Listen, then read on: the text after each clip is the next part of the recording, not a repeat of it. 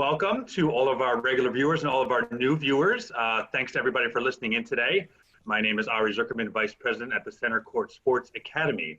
For all the new listeners, our goal for the Centercourt webinar series is to keep valuable information flowing to the international, and to the local tennis community, and to keep all of you engaged with creative ideas throughout these tough times. Today's main topic will be unleashing human potential and language to guide success. Our very special guest today is Emma Doyle. Emma is a Tennis Australia high performance coach with a strong background as a touring professional, having represented Australia over 39 times. Her pioneering approach to effective communication strategies and coaching techniques encourages people to take authentic action and to see beyond what they can ever imagine. She now resides in Denver, Colorado. My other special guest today is my regular guest, Coach Conrad Singh, a legendary coach, COO, Director of Coaching, and Head of Performance at the Centercourt Sports Academy.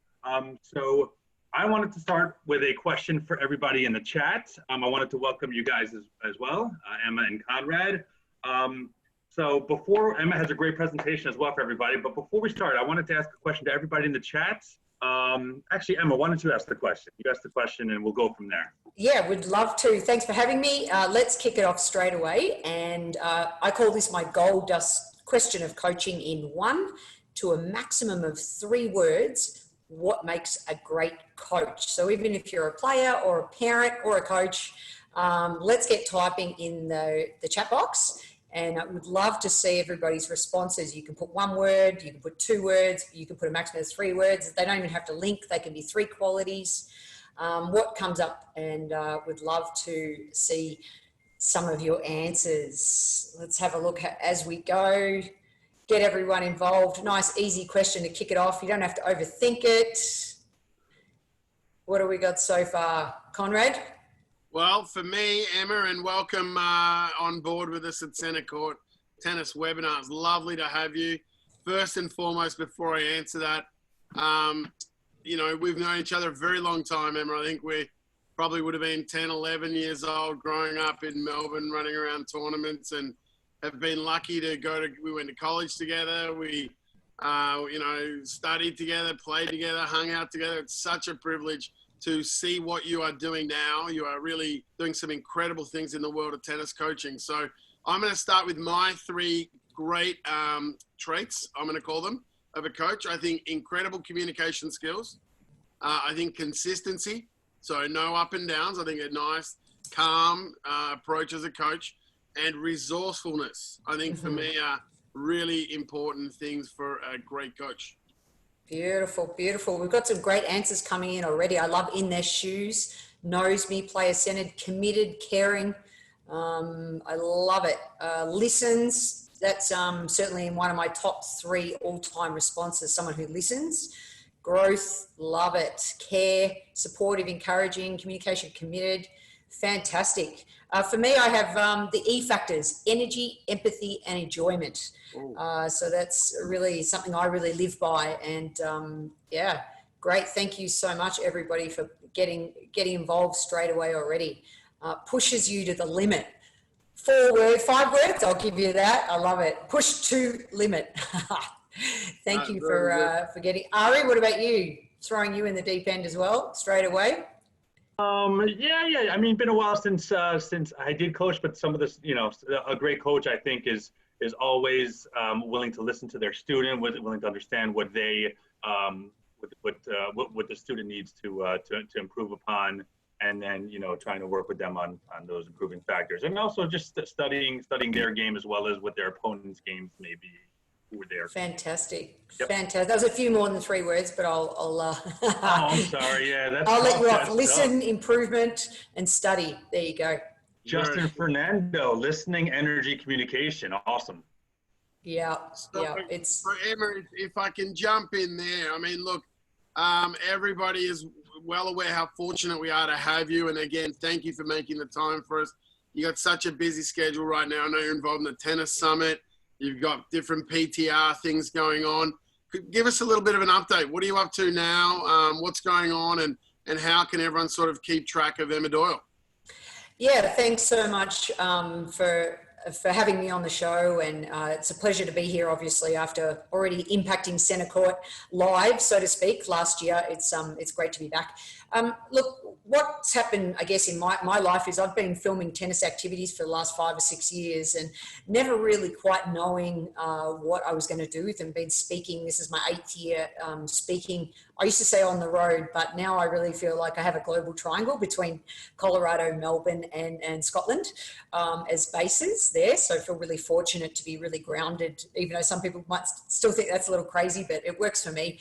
And I've really enjoyed launching sort of all of my content during this period. It's been a catalyst. It's been, obviously, not to make light of this situation at all. It's extremely serious, and obviously I hope everyone's staying at home and happy and safe and well and so forth. But for me, I've never worked harder, except my injuries like RSI from clicking the mouse so many times on the computer and having to get up and, even my eyes on the screen, I'm not used to it. I'm used to, being outdoors more and speaking and traveling and coaching and being at airports and so forth. But it's been wonderful to really launch the ACE Coach Education products. There's something on there for if you want to become a speaker, how to run a girl power camp. There's all sorts of communication tips. I've got Master Your Mindset on there and a membership site for coaches and some products for parents. So just, a collection of sort of the last 30 years and a bit like, I always say I'm more like a Whole Foods manager these days. It's work in the checkout and stock the shelves and service people and look after teams. And that's sort of how I feel about tennis. I've sort of worked, as you know, across the spectrum and really fortunate to now sort of bring all that information and house it in one location. Feels really fantastic. So sensational. I mean, yeah. As you highlighted, it's a very difficult time, whether it be for parents, for kids, for coaches, the whole industry. I'm really big right now on focusing on what it is that you can do. A lot of people, their first mindset would be to go immediately to what you can't do. So I've got to ask you, and I've asked the same to all the other special guests we've had. Quick snapshot. What is it that you think we should be doing right now, whether you're a kid, a parent, or a coach? Yeah, it's a bit of a cliche, but control the controllables. And I'm trained in neuro-linguistic programming, and what we say there is everything's about present state and future state. So the more we can stay connected to what it is you want in the future, and then each day, how do you stretch your comfort zone just to work towards that goal, whatever that might be. Try not to think too much about what's in terms of the future, in terms of what you don't want or what we don't want to see, and really connect with what you do want for your life, and then go about creating that by just doing one small thing. Just stretch yourself. And if you're finding that really difficult, because I do believe it's okay to be down. I say you're allowed to be in the trenches, but no more than half a day, or no more than try and cut that back to 2 hours, then no more than 1 hour, then no more than 10 minutes. And then you can get that right down to, okay, have your pity party for 1 minute and then get focused on what's within your control and how can you what's the low hanging fruit that you can hit success on today. So at least you get to tick off something on your to-do list. But that, and also energy. I'm big on energy. It's one of the most underutilized resources in the world. And so if we move, and through movement and energy of the body, then you can be more clear with your decision making, more focused, just stepping away from your laptop or your computer to come back to it, and using energy and movement to do that. So another little reason, just this week I started the M&M show just to help people for no other reason with mindset skills and movement, with my good friend Michelle Krause. So again, just that's something little that was within our control that we felt, hey, let's use our energy to be able to inspire others. So yeah. Yeah, that's absolutely terrific. Before we get into your little presentation, I wanted to ask you a couple of things. One was, could you give us a quick insight into this incredible topic of NLP, neuro-linguistic programming? What is that? How does it work? And how could our viewers get more involved in this? Yeah, it's probably a great lead into the presentation, actually. I'll start by basically just saying, what it is. The most simplistic version that I can share would be it's how our thinking affects how we feel, and how our feelings then affect how we behave, and that sort of programs how you do your world. And so, for example, as a coach, we're always thinking about the map of the world, or walking in the shoes of our athlete. We obviously can't be them, but if we were in their shoes or looking through their lens cap, what are they seeing? And that's our starting point to really try and look beyond the surface structure of just speech. So as NELPers, we're always looking at, classic example, how are you feeling today? Fine. Well, clearly you're not fine.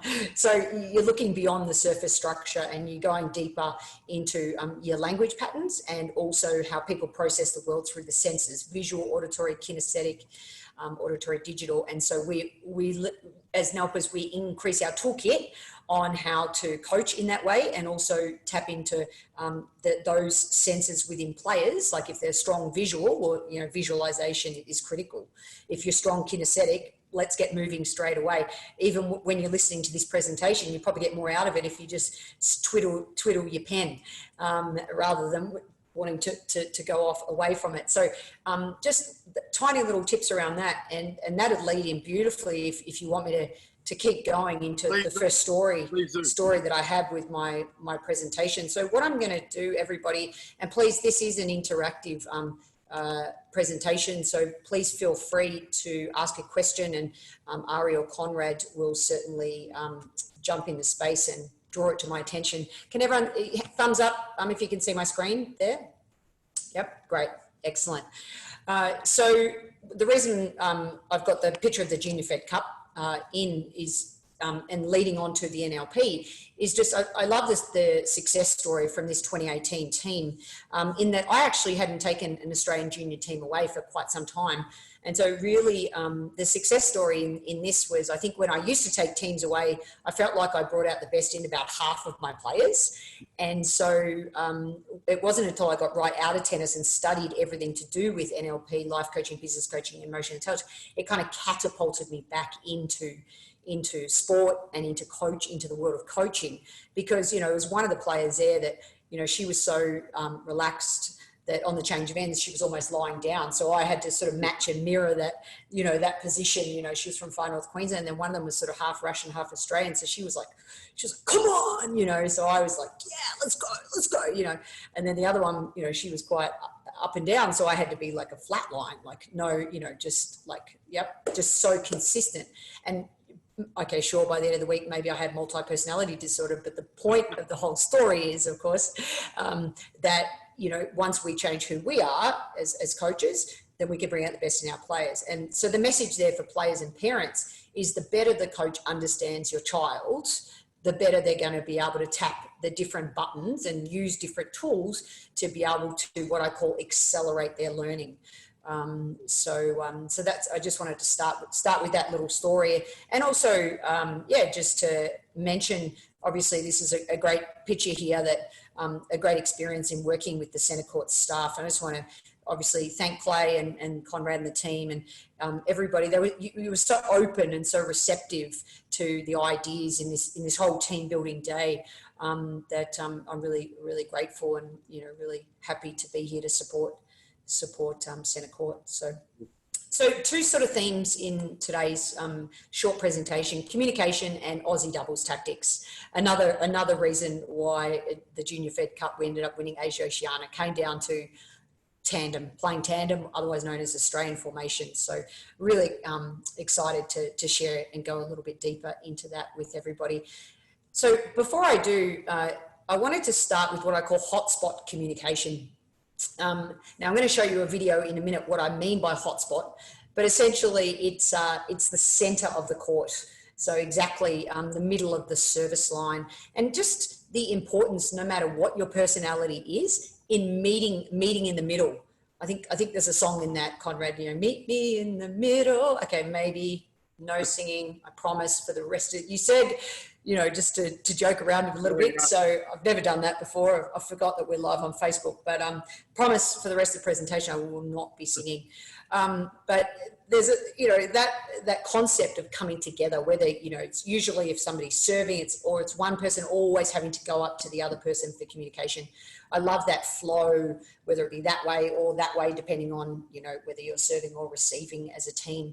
And yeah, there's just a little link there if you want to take a deeper dive into what I'm about to show you next. But one of my first ever corporate programs is, does your personality match your game style? I was absolutely fascinated to really look at, you know, the way we play the game, does that reflect who we are? And what I ended up doing is creating four sort of personality profiles. So if you click on that or just Google my name on YouTube, you can take a much deeper dive into that presentation on these four different styles, because I think this is really valuable for players to better understand themselves, for coaches to think about their students, and for parents to think about themselves, their communication style, and also how to bring out the best in their students. So we'll start with the crowd pleaser. So that this one here, this top right-hand corner. So here what we're talking about is players that are really open, really sort of kinesthetic, they're on the go the whole time, very extrovert, and essentially they love creativity. So, you know, when you're going to communicate with this type of player, you just want to make sure that you allow them to go off on tangents and be creative. And, you know, certainly I took Bernard Tomic away when he was younger, and, you know, he certainly is he was that personality as we know, as a child and then as an adult, and then that's how he plays the game as well. I was going to say, what other pros do you think fits his personality? Like Benoit Paire and Kyrgios, obviously, and some other guys. Yeah, exactly. Yep. I think, you know, Dasha from Australia, Daria Gojasova, and Serena Williams even to some degree. So, right. Yeah. The next one is the aggressive baseliner. So personality. So here, you know, let's more closed, reserved, get straight to the point, give bottom line answers, no messing around. Let's get on with it. Let's get really focused on the goals and quite structured, say, in their practice sessions. And again, certainly Victoria Azarenka, when she was a kid, she was exactly like that. You know, when we played her in the Worlds, you know, she was very, like, even as a 12-year-old playing in the 14s, she was like, Bella, Bella, Bella, whoosh, whoosh, whoosh. You know, she was like, boom, woman on a mission. The next one is the all-court player, or the thinker personality. So here again, obviously closed, more indirect, lots of thinking going on, needs lots of facts and figures, has to be connected to the why they got it, why they're doing this. And they'll often be quiet, but it doesn't mean they're not listening, or it doesn't mean they're not interested. They're just deeply thinking about the content. So they need plenty of time to plan. They love when they've got information about the lesson or the training block in advance. That's the best way with that style. Obviously, Rafa fits that profile beautifully. And then last but not least, the consistent player. So Caroline Wozniacki, I know she's retired now, but again, I use these examples because these are four that, except for Rafa, that I really did quite know as a kid. And so to see them evolve, like she's, one of the most liked girls on tour. She's reliable, loyal, consistent, goes with the agenda. And the most important tip around communicating with this person is you just, they'll do anything for you. They'll be your most loyal sort of player or client or etc. But you're just going to have to know, and, their dog had that operation last weekend, and how's it doing? How's the dog doing? Or, so you've just got to build rapport and trust. So I just thought I'd kick it off with that, because once you know that, even think from a doubles perspective, if you know who your partner is, when you meet in the hotspot, you're going to know whether you're going to be kinesthetically high-fiving each other, or perhaps, physical touch is out of the question, and maybe it's just a matter of just saying one or two things. Or maybe it's not saying anything at all. So, but still sort of meeting in that middle, with a real basic less than 5 second plan. So, hope that was somewhat useful. All right, so here's now a video of the hotspot. So just so everyone can see, obviously I know you can't hear the video, the noise, but what I said there is I just said where I was going to serve, I said T, and he said cross 50%. So this is the hotspot. So the most important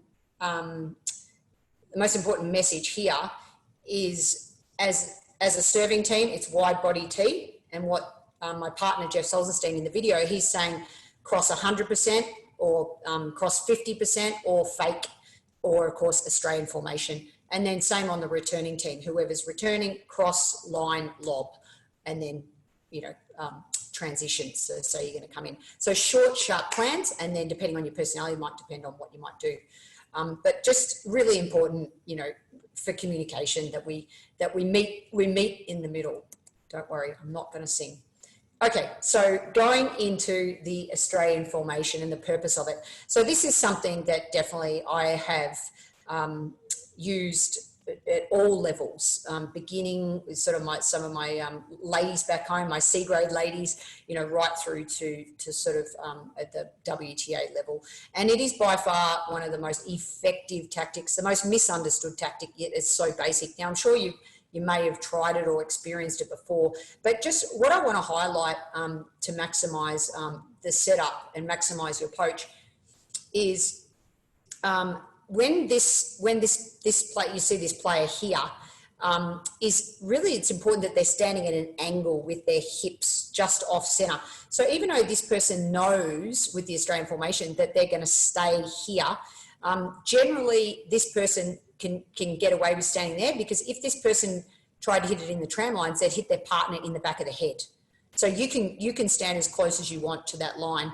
And then the most important thing here to maximize your setup is this back person here is going to love their forehand. So as soon as they serve, they're going to move across, and I'm going to show you that in the next video. So I'm going to love my forehand, and I'm going to use my forehand to go big down the line to then hopefully my partner loves their forehand volley poach. So that's, you know, that is the reason why you play it. I've got a massive forehand, I've got a huge serve, and my partner, of course, has a great forehand interception. So then they can then move across. So I'll show that in the video first, and then I'll explain the Aussie squeeze, and then I'll pause for some questions. So you can see here, as I mentioned, Jeff's hips are facing Tina there. And so he's in a great position. After I serve, I'm going to move across on the baseline here. So then I'm using my, so the first one, now let me just pause there. So what happened there is Tina went straight back to Jeff. Now that happens all the time. I can't tell you how many times people are so conditioned to hit cross court. And then the first thing they do is that bam, they hit it, they hit it there. They're like, oh, can't believe I did that. So that was the first example, which happens so often.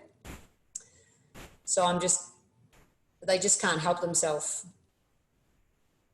All right, so now the next, and you'll see on the next example. So after I serve, I'm using my forehand to push her back, and he can poach. Now he's a lefty, so he used his backhand volley. Obviously, he was an exceptional, obviously, player, so he's strong off both sides of his body. And then, of course, we're showing the lefty version on the deuce court. So obviously, I'm right-handed. I've got my big forehand on that side, so we play Aussie on the ad court only. And of course, in this example, we've got Tina's a lefty and Jeff's a lefty. So now we just we're showing how you can use Aussie on the deuce side. So this is what it looks like for a left-handed combination. So she serves, she uses her forehand to push me back, and then Jeff's able to come across and then take that volley in between there. So maybe might be a good time to pause before I explain the Aussie squeeze. Are there any questions that have come up on the chat or? Yeah, I might ask one there if I can. Yep. Right now, Emma. So Jose Funes, who's our director of 10 and under, incredible coach, very knowledgeable in developing the young players. He's asked, can players generally morph or change in their personality as they get older? Or are their personalities and therefore game styles relatively set in their ways? What have you seen in your experiences? Yeah, great question. So there's no doubt that, the research suggests by the age of, we're looking at, think about popping out of sort of the roguey pathway around 12 or 13, you'll start to see that the personality of the player that will fit into one of those predominantly. Of course, we're a combination of all four, but there'll be a predominant towards one of those four around that age. Now, can people change? 100%. As a NELPer, I'm huge on people can change. People can go. They can become more extrovert, but innately they will be, perhaps more introvert, but they can acquire skills of being more extrovert, as an example. So no doubt about that. And what I forgot to mention before is that in all the years that I've been doing that profiling, what happens is about 70% of the time your personality does match your game style. Now, 30% of the time it does not. So perhaps you're really sort of out there person, but your game is, you're just an all-court player, you're a deep thinker, you love the strategy, but, off court, you're a social, you're the social butterfly in the club, and you're the one, the life of the party. So definitely, but 70% of the time it does. So there's no right or wrong. It's just more about how coaches can bring out the best, parents can help communicate better with their children, and that's what I found over the years. Does that make sense? Yeah, great answer. Similar to that, you recommend that, like, let's say you have your student is a baseliner or a crowd pleaser, or any of the four that you were talking about. Do you feel like it's best to have a coach that has a similar, sort of philosophy, or? Well, it depends on philosophy? Yeah, great question. But for me, it depends on their areas for development. So sometimes I've seen that really work. Other times they're so similar in personality, they're too close of friends. They almost become more mates, and they need almost that different perspective to call them out on stuff. Especially if you're a crowd pleaser personality, having a coach or a fitness trainer who is an all-court deep thinker is fantastic, because they're the one who's going to keep you on track, keep you structured, keep you to your routine, get you to, be more disciplined potentially.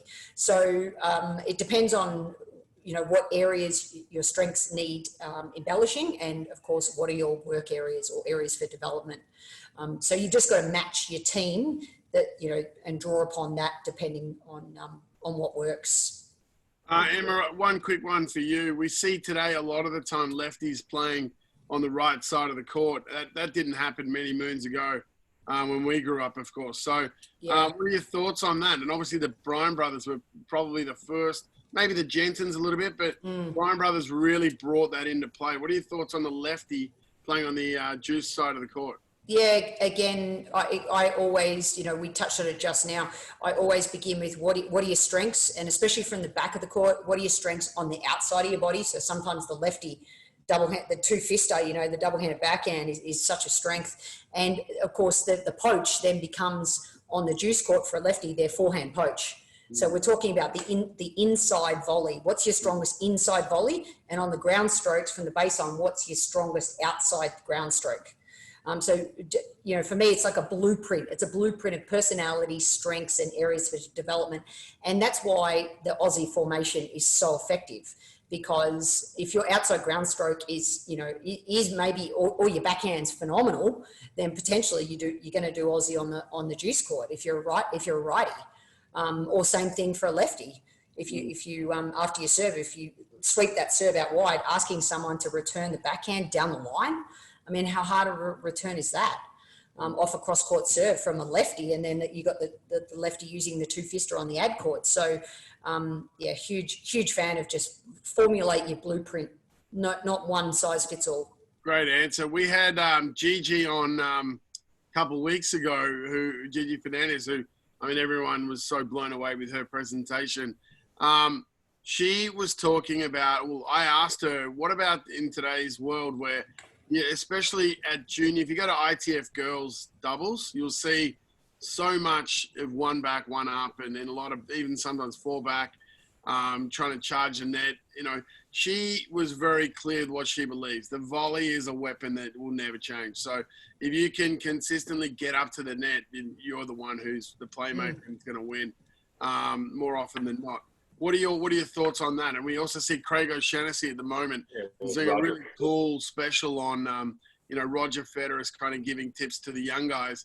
Why don't you come to the net? You'd probably beat me type thing. So what are your thoughts on the volley? And right now everyone's at home. It's a great shot to develop at home.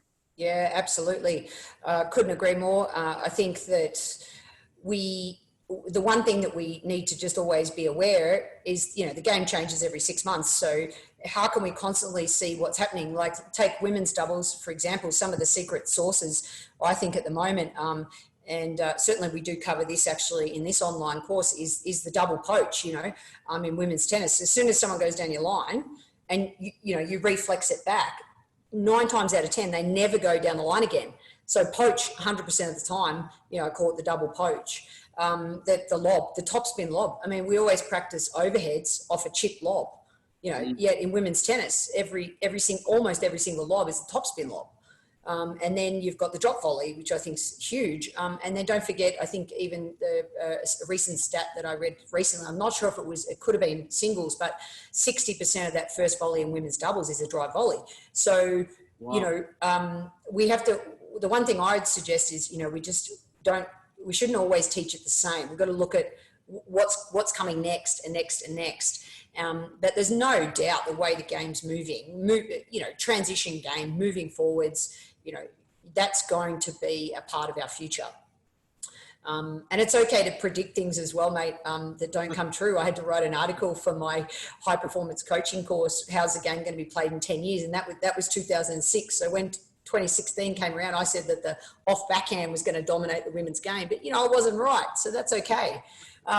So, at the end of the day, just keep staying ahead, just keep thinking outside the square. But I mean, the volley is definitely going to be important. And for me, in the rogie, in the junior pathway, the orange ball is one of the most misunderstood colours. And that's where we teach kids to fall in love with the shape of the court, which is when we teach them how to fall in love with the net. So if you've got a child at the moment at home, anywhere aged between 7 to 10, that's where you've got to be doing all those creative little games, changing the shape of the racket, teaching slice, teaching continental, which obviously then is all about coming forward. And I think that's how we can associate that. Just as if let's say you're an adult beginner listening to this, same philosophy. If you've been learning for 6 months, now you might be in that next level to be able to fall in love with the shape of the court. So change the shape of the court to help you bring out the best in different strokes and ways of going about doing things. So that'd be my thoughts there. Great answers. Really enjoy those. Awesome. Yeah, on the doubles formation, we have a question from Craig, who's asking if do you find that the doubles formation is a bit hard to execute when the serves are weaker and the level is lower? So I guess would you recommend this for all levels if they're just? Oh, I do, 100%. Yeah, it doesn't matter how slow the serve is. I mean, because people often ask me. I wonder if I can just go back to the original setup. Yeah. Okay. People often ask me.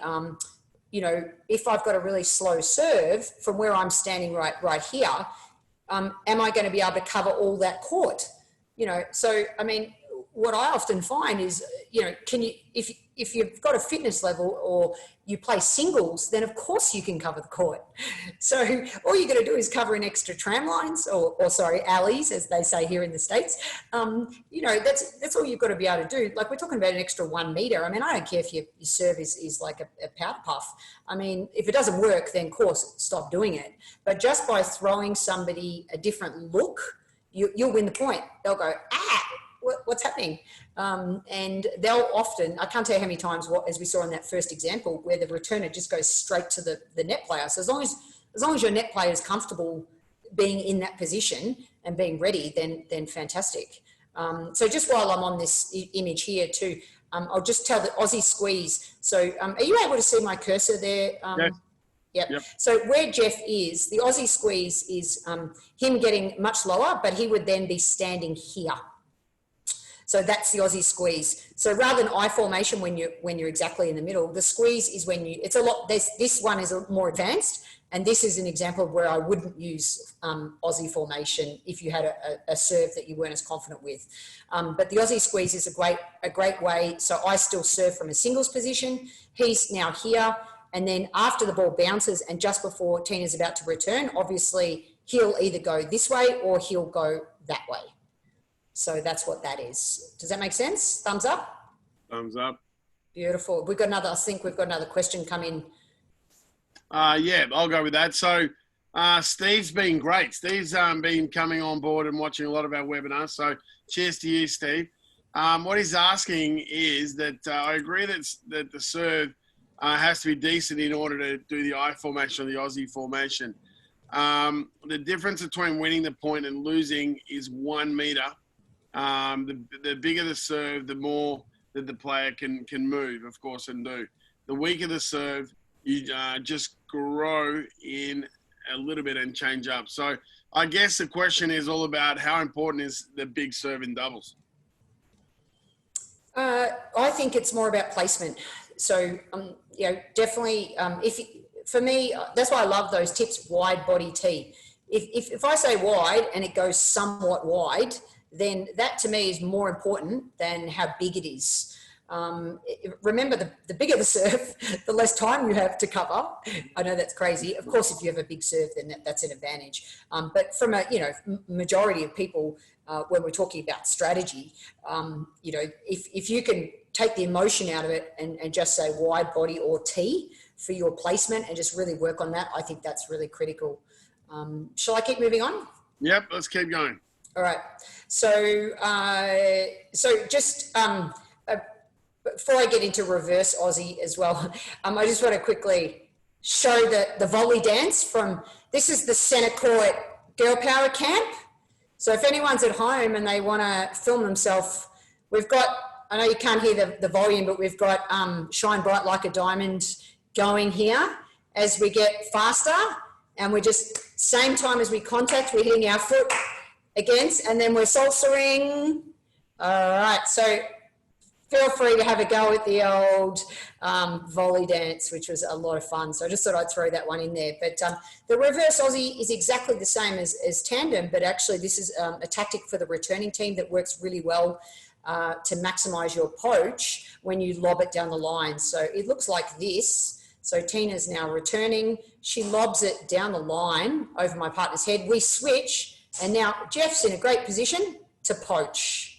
All right, so just for the returning team, it's actually is Aussie formation as long as you can lob the ball down the line.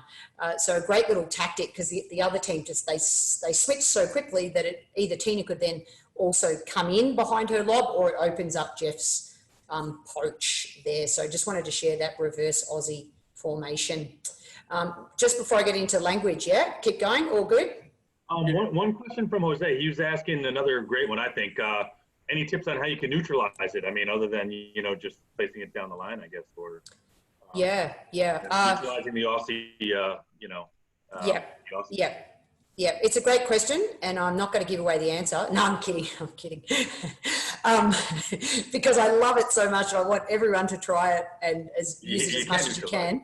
But of course, to neutralize it, you can have your partners play both back. By having the returning team play both back, it opens up the court a little bit, and also you could then lob it to neutralize. And then it would, you'd have to then just return to your normal format. And of course down the line. So cool. Thanks for that question. Appreciate it. All right. So just wanted to touch on the technique of reframing. So as we know, the way we talk to ourselves becomes our inner voice. So coaches listening, the way you talk to your students will become their inner voice. So depending on what you focus on will be how they problem solve in a match. I passionately believe this, and it's still one of the greatest areas for development usually with parents and coaches. So it's great to have awesome self-awareness of your own inner dialogue. And then how do you observe the past, yet come back to the present? So that bit's really tricky, so that you can ask a future-based question or make a future-based statement. So one of the best ways to do this, my top tip around language from this webinar, is the use of my two favorite words, which is next time. So rather than why'd you miss that ball, or what went wrong there, or how come you chose that poor decision, hey, next time, what other options do you have? Next time, what else could you do? And parents, even if you're talking to your children, even about a match, asking them, hey, if you had to play that player again next time, if you got to play them again, what would you do differently? Oh, well, next time I would spend more opportunities pulling them out wide on the forehand to expose their weakness on the backhand. Awesome job. Rather than getting them stuck in all the things that went wrong and all the sort of the past-based language. So just some examples, stop swinging on the volley, or I can't do that, or you're standing in no man's land. I'm on a global mission there, Conrad, to eradicate that statement from every single coach that walks the planet. Not a huge fan of that. Obviously, I've renamed it the Hotspot. It's a beautiful place to be. And obviously try, kids who say, yeah, I'll try. I mean, that's just giving them an out to do it, or I should practice my serve. So instead, some of the reframing things that you could do instead, I always say, where's home base? To me, that's your recovery position. Instead of the waiter on the serve, can you point the strings to the sky? Not yet. You can't do a kick serve yet. All right. So just adding yet on the end of it can open up a whole new world of possibilities. And not I should practice my serve, I will, or I choose to, focus during this stay-at-home time, on my ball lift. There's so much you can do with the ball toss. I'm actually doing a whole how to practice your home serving on the weekend, filming a whole new series because it's much needed. So just some little tips around language there, which brings me to Q&A time. So language is a passion of mine. It's effective communication is the secret to being able to problem solve on the court. I love the Jim Courier, or was it Jimmy Connors quote, I've never lost a match in my life. I've only ever run out of time to solve the problem. So the better you can work on that inner voice, the more effective, of course, the way you'll be able to think and problem solve on the court. So we'd love to open it up now to questions, and especially maybe on that topic as well. Sure, Emma, I'm going to start with a question. We opened with what are the three or few great traits of a great coach. I wanted to ask you, in your travels and in your experiences, what are the traits of a great tennis parent? Oh, that's an excellent question. And one of my core philosophies is that being a coach, or even especially at the moment, the best way for me to answer that is that I believe that we can all adopt coaching strategies. So even if you're a parent, if there's a moment there that you can separate, okay, you're not a tennis coach, but if everyone could discover their own inner coach and have more resources, then I think that would help tremendously. I'm always, that's what I believe in. So taking action on maybe one thing I've said today. So for parents, a great tennis parent, number one is what I call a contextual marker. So for example, as coaches, we wear different hats for different situations. And as parents, knowing which hat you need to wear when, because I do believe that no one knows their child better than the parent, a passionate parent. So when and why do they need to wear what hat? Do they need to be a mentor? Do they need to be a friend? Do they need to be someone to have a shoulder to cry on? Do they need to have a difficult or a courageous conversation to call your child out on behaviour? And can they do that from a perspective of having empathy for where the child's really at, so that then they can work together with the team? So the contextual marker, the patience to have the empathy to really understand where the child's coming from with their cognitive capacity and everything that's going on with hormones, especially throughout the teenage years when it's so turbulent. And then the team, that coming from that team perspective, what's going to be the best thing for me to help my child in this moment, and going with that sort of gut feeling. That is so great. I mean, just to share a quick story, I have a 6-year-old daughter who, anyone that knows her, she's completely a bubble of energy. We're having a great time at the moment, just using this time with a red ball out on my garage, hitting on the wall. We got this mission of hitting a certain amount of shots a day. The minute I try to give her a technical tip, she says, Dad, you're not a coach. Sit down and just put the music on. Think, what a lesson for me to hear that. That's what the kids want. They want their parents to be a parent. She's got no interest in me at all, helping her to adjust this or adjust that. She just wants me to create the environment, which was is simply put the music on. Hey, Dad, go and get a coffee so you sit down and you'll stay here longer. I'm learning a lot by just observing that from my own child. So I really want to get your feedback on that parent topic. And I think as parents listening out there, one of the best things that they can do is every time they go to make a direct statement, on the communication side, like do this or have you done that or why haven't you done that? Just improving questioning skills. What specifically do you need today for your tennis practice? Not here's your racket bag or here's everything you need or, setting everything up for you. You can support them in, putting together a bag of equipment such as your hurdle, your ladder and your iCoach.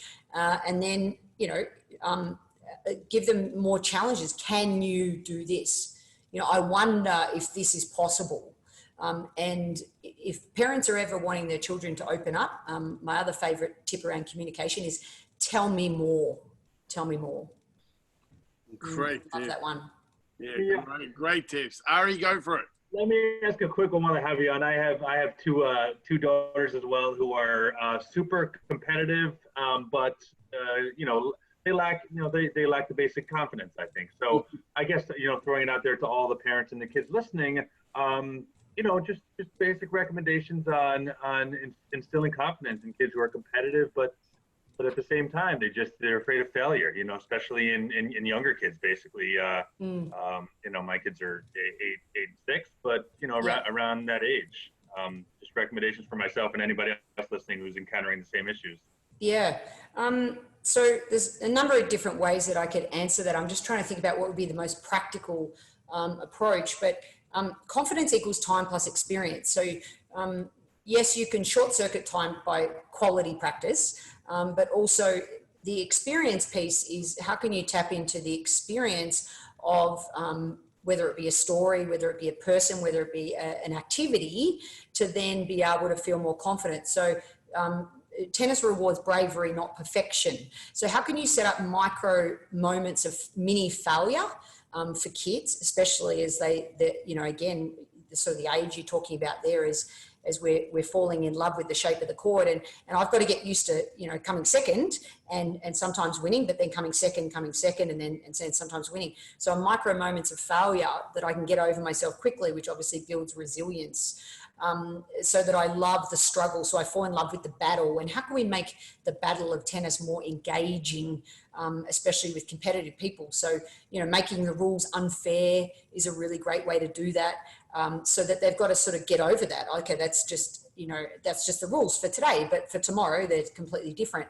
So using gaming and gamification principles to do that is really important. I know I probably gave you about 4 different answers there, but to summarize it, it is so important in those developing years that we do build confidence. Yes, by having success, especially when they're really young, we need lots of success, absolutely. But then the moment you can introduce micro moments of failure and get them to get over it as quick as possible, and reward the process of bravery and what you really loved about the process, even though they might have lost the game, then they can just get over that quickly and then try again. Or let me reframe. I just picked myself up. I wonder if anyone on the chat box picked up on what I just said. I just made an unforced error in my own language. It happens about less than 10% of the time these days.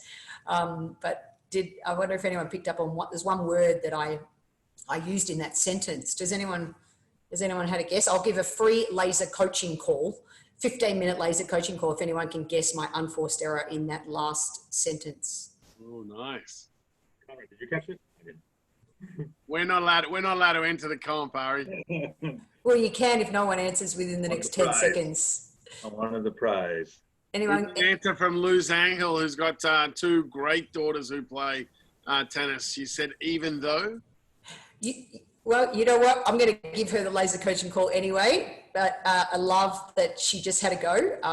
Even though is a great attempt, but I use the word try. Right. Yes. Try. Yeah. Can I get the laser call as well? Absolutely. So, Conrad, can you make sure? Actually, just on the next slide, the person that just won my little competition there, you can see there's my email, info@emmadoyle.com.au, and all my social handles for people that want to know more. But certainly send me an email, and I'll honour my 15-minute laser coaching call with you. So Emma, if I can ask one question that came in, it was someone stole my final question that I was going to ask you. Now, we've picked out the traits of a coach. We've picked out some key traits of a parent. Obviously, from your experiences, we want to know, what are the key traits of a tennis player? What do you look for in, someone who is looking to be a good tennis player? Yep. Work ethic, belief, purpose, resilience, and team. Fantastic. And so it's exactly, we had an internal Centercourt directors webinar the other day. We asked this question, and the commonality was the word love. So, really loving the sport, really, the child is really into it. They're just looking to hit for 2 more minutes. They want to watch that match on TV. They want to wake up at whatever time it might be to watch that match. I totally agree with what you said, and I'll add to that word of love, just being so crazy passionate. Yeah, well, that's probably what I would align with purpose. So those two for me, always as a coach, I've always got to have a purpose, but as a player, what's the purpose of me doing it? And often that purpose will be connected to their values, and hopefully within the values, being in service to the sport, or being loving the essence of the struggle, the battle, the rhythm. Obviously there's many different reasons why people play tennis. Not everyone's going to be obviously a champion player, but you can still learn so many amazing life skills, as we know through tennis. So so that's really important. As I always say, take action. The ball's in your court, and there's just the little the link to the Aussie doubles course that top link is the one that I filmed with Jeff Soldenstein's, the whole Aussie doubles tactics there. But all the other ACE online coach education is at that site. So I will stop sharing my screen now, and are we back? Yeah, we're back, Emma. We've got a good question here, which is more of a technical question. If you're teaching the little ones the volley, obviously they won't be coming up to the net too much in their gameplay. But what would you sort of encourage as the foundational key skills when teaching the volley? Well, maybe I could just even share a practical strategy right now, even though I obviously don't have a smaller racket. But hey, why not get them in the Conti grip as early as they can? I love the little, I forget what they call this thing, but On Court, Off Court are my US sponsor. So big shout out to them for allowing me to be in the country. But where I've got a tennis ball here, if you can imagine a cone, if you've got a cone and the openings here, and just having kids actually catch the ball in the cone, which is stuck in the throat of the racket, straight away that encourages that grip, and it encourages that shape really early on to maximize it on both sides of the body. So imagine again a cone there with the openings here, and you're catching the ball in the cone like that. I don't have a cone handy, but just a little quick tip. I love, as early as possible, that nice letter V for volley, and obviously step and stop would be more junior based language. At the same time as I'm making contact, I'm doing the volley dance. I'm stepping at the same time as I'm hitting. So there's just 2 little quick tips on developing the volley. But, certainly at red ball, it's okay to already have the child already at the net. But remember, please, through that orange ball process, that we teach kids how to fall in love with transition, reading the short ball, and falling, like how can they recognize that and come in and explore that, because the court doesn't get any wider from red to orange. It just gets longer and skinnier, or more narrow. So I love that about that size court. And so again, if you're a beginning adult and you want to play tennis, then just make the court skinnier to help fall in love with that transition process. And remember that shape on the volley is a great way to develop that skill. Great tip. That's a great tip. Look, Ari, if any questions come in before we sort of wrap it up, let us know. But I wanted just to let everyone know that Emma will also be a part of our 360 concept with Centercourt. Emma, have we got the date set up yet of when you'll be on for that? Do we know that yet? If not, we'll send it out to everyone. I think it was the 4th or the 5th of May. Yep, it is. Yes, you're right. I've just got my old school diary. There you go. You see, it's 5:30 Eastern Standard Time, Monday, the 4th of May, and I'll be talking about discovering your inner coach. Oh, sensational. Sensational. So, Emma, just from me, again, I can't thank you enough. Your energy's out of this world. You are absolutely cutting edge, leading the way in what we're doing with the tennis industry. So congratulations to you. I really hope that everyone can follow what you're up to. And certainly that next time you're in the area, you can come through and see us again at Centercourt. We'd absolutely love to have you. Thank you so much. Ari, over to you. Of course, yeah, huge thanks, of course, for Emma for being on the program, and to everybody for listening. Emma just shared her information, how she can be reached on the chat, so everybody should write that down, shoot her a note, check out her website. Again, we have some great speakers throughout the next couple of weeks as well, so we'll stay in touch, and we hope to see Emma in Chatham as soon as we can make that work. Well, thanks again, Centercourt. It's been a pleasure, and thank you to everyone. I know time is one of the most precious commodities, and I know we're doing a lot of screen time, but I just really value everyone for being on here. And if it wasn't for Conrad, I never would have passed biomechanics at first year uni. So I'll never forget the help that you gave me. Thank God I understand it a lot. I should have just done it in tennis. It would have been much easier for me. But no, I really support Centercourt and everything that you're about and everything you're doing. So keep up the great work, and I can't wait to be back in person, and everyone just stay, safe, happy and healthy, and future-based thinking next time. Thanks a lot, Emma. Stay safe. We'll see you soon. All right. Bye, everyone. Bye-bye.